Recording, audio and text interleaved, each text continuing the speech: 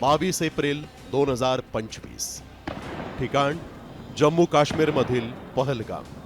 होय, पाकिस्तान पुरस्कृत दहशतवाद्यांनी 26 निष्पाप भारतीयांची हत्या केली आणि मग इस बार कुछ बड़ा करेंगे हे सौदी अरेबियातच ठरवून पंतप्रधान नरेंद्र मोदींनी सौदी अरेबियाचा दौरा अर्धवट सोडला आणि सूत्र फिरवली. त्यानंतर सुरू झाला बैठकांचा सिलसिला. राष्ट्रीय सुरक्षा सल्लागार अजित डोवाल, तिन्ही सैन्य दलाचे प्रमुख अनिल चौहान, रॉ आणि आयबीचे प्रमुख यांच्यासह संरक्षण मंत्री राजनाथ सिंग यांच्याबरोबर पंतप्रधान नरेंद्र मोदींनी तब्बल 47 गुप्त बैठका घेतल्या आणि 7 मेला थेट पाकिस्तानला तगडा झटका दिला.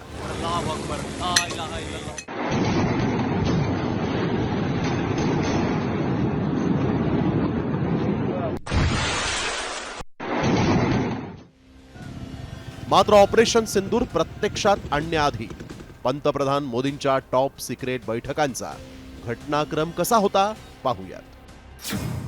हल्ल्याच्याच दिवशी पाकवर स्ट्राईकचा निर्णय.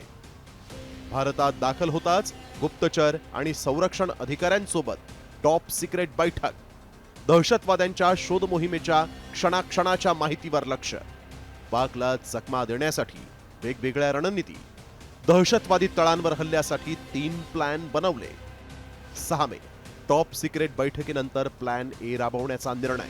7 मे रात्री 12:30 वाजता 46व्या बैठकीत प्लॅन ए ऐवजी प्लॅन बी राबवण्याचा निर्णय. मध्यरात्री 1:47 47व्या बैठकीत मोहीम फत्ते झाल्याची माहिती. भारताच्या काळजावर ओरखडा ओढून दहशतवाद्यांनी महिलांचं सिंदूर पुसलं. त्यामुळेच भारतीय सेनेनं ऑपरेशन सिंदूर राबवून दहशतवाद्यांना आणि त्याला आश्रय देणाऱ्या पाकला कडक इशारा दिला. जब हमारी बहनों बेटियों का सिंदूर छीना गया तो हमने आतंकियों के फन को उनके घर में घुस के कुचल दिया.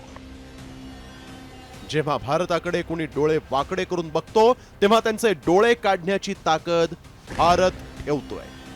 आणि हाच संदेश मोदींनी घेतलेल्या या 47 गुप्त बैठकांच्या नंतर ऑपरेशन सिंदूर मधून दिसून आलेला. ब्युरो रिपोर्ट, साम टीव्ही न्यूज.